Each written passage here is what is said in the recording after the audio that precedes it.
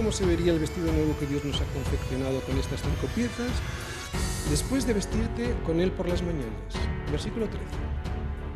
Soportándoos unos a otros y perdonándoos unos a otros si alguno tuviera queja contra el otro. De la manera que Cristo os perdonó, así también hacedlo vosotros. Antes de entrar en las 2 características que determinan la vida en la familia y en la iglesia, quiero que os fijéis en ese sí condicional que Pablo menciona.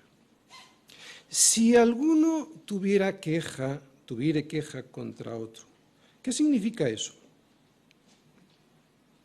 Pues que vamos a tener circunstancias en las que vamos a quejarnos nosotros y que vamos a sufrir quejas.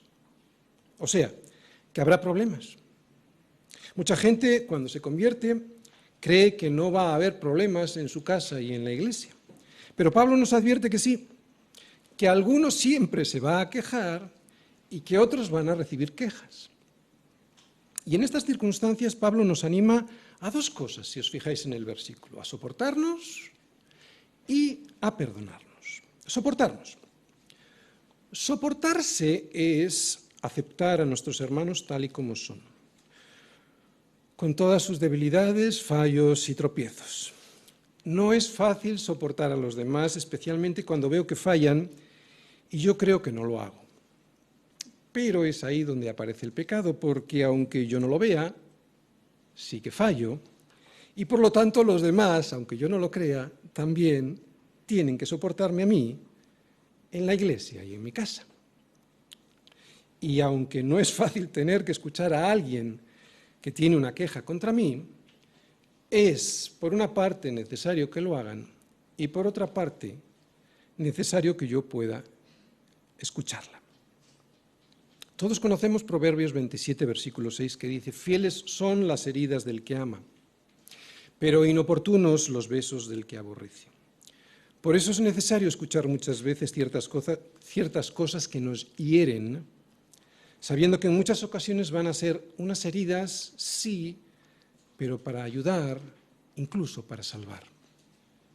De cualquier manera, sean ciertas o no las críticas que nos hagan, ni en la iglesia ni en el hogar se puede vivir sin esta aceptación de soportarnos los unos a los otros, que es el fruto de la compasión, de la bondad, de la humildad, de la mansedumbre y de la paciencia, que eran las 5 piezas del traje que hemos visto.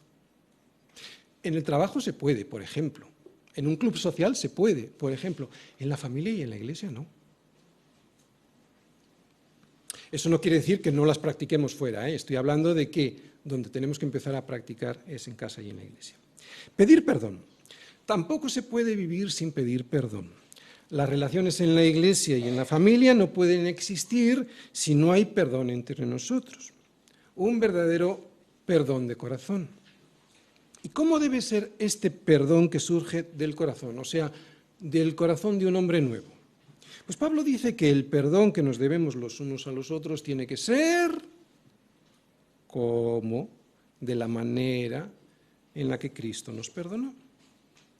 ¿Sabes? Bueno, sí lo sabes. Tú y yo todavía estaríamos bajo la ira de Dios si Él no nos hubiese perdonado.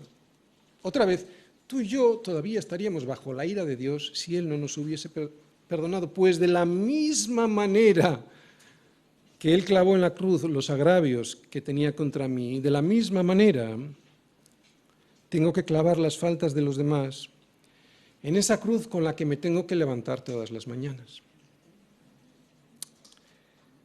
Pero aunque lo lea en la Biblia, perdonar de la manera que Cristo nos perdonó, no es posible hacerlo si no hay una relación vital con Cristo. Si no es así, podremos perdonar puntualmente y por un tiempo hasta que nos cansemos. Pero perdonar de la manera que Cristo nos perdonó, eso es el milagro de Dios operando en la vida, en los corazones de los hombres.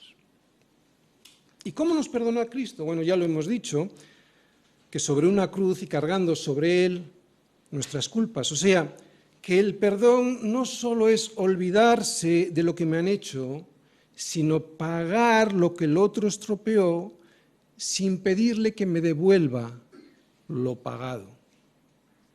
lo pagado por mí. Pero además, y esto es muy importante, nos perdonó antes de que hiciésemos lo bueno o lo malo. O sea que es un perdón incondicional, no espera devolución y además eterno. O sea que es un perdón desde antes que ocurra la falta. ¡Wow! Algo similar hacemos en el matrimonio cuando nos casamos. Ya estamos diciendo que vamos a seguir con esa persona pase lo que pase, ¿verdad? Por eso la relación de Cristo con nosotros es como, también es un matrimonio. Nos perdonó desde antes de la fundación del mundo. La única forma de perdonar a tu marido, a tu esposa, a tu hermano, es perdonarle antes de que haya hecho algo. Y perdonar así solo es posible porque hemos muerto y porque nuestra vida está escondida con Cristo en Dios. Perdonar así solo es posible cuando Cristo es nuestra vida. Perdonar así solo es posible cuando no buscamos otras cosas que las cosas de arriba, cuando no buscamos en las de la tierra, si no es imposible. Otra vez, ¿te das cuenta que no se trata de reglas, aunque las haya? ¿Te das cuenta que de lo que se trata es de morir a uno mismo para poder entrar en una relación que lo cambia todo? De una relación de amor que te hace ser y desear ser como aquel que ya lo dio todo por ti. ¿Te das cuenta que, aunque Pablo nos presenta normas y reglas, sería imposible poder cumplirlas de la manera que Cristo las cumplió si Él no nos hubiese amado primero? ¿Te das cuenta que fue ese amor el que hizo la diferencia? Por eso Pablo ahora nos dice a los colosenses que sobre todas estas cosas, vestidos de amor. Versículo 14. Colosenses, y sobre todas estas cosas, vestidos de amor, que es el vínculo perfecto. Y es que el amor es quien hace la diferencia. El amor ágape, no el que el mundo entiende por ahí. El amor ágape, que es el que lo da todo sin pedir ni esperar nada a cambio. Ese amor es quien sostiene todo y le da fuerza a todo lo anterior. Las reglas, las normas, jamás podrán producir amor. Es necesaria una relación con Cristo para recibir el amor ágape, que es el vínculo perfecto. Como Cristo me amó de tal manera, así es como tengo que ceder mis derechos para amar a la otra persona. De tal manera. No hay otra. Es el amor quien une y quien le da la forma y la fuerza a las anteriores virtudes. ¿Entendéis? Es el amor quien le da la fuerza y la forma a las 5 virtudes que hemos visto antes. Sin el amor no podría haber una verdadera misericordia, ni bondad, ni humildad, ni mansedumbre, ni paciencia, y mucho menos nos soportaríamos los unos a los otros, ni nos llegaríamos a perdonar nunca. Termino. Colosenses.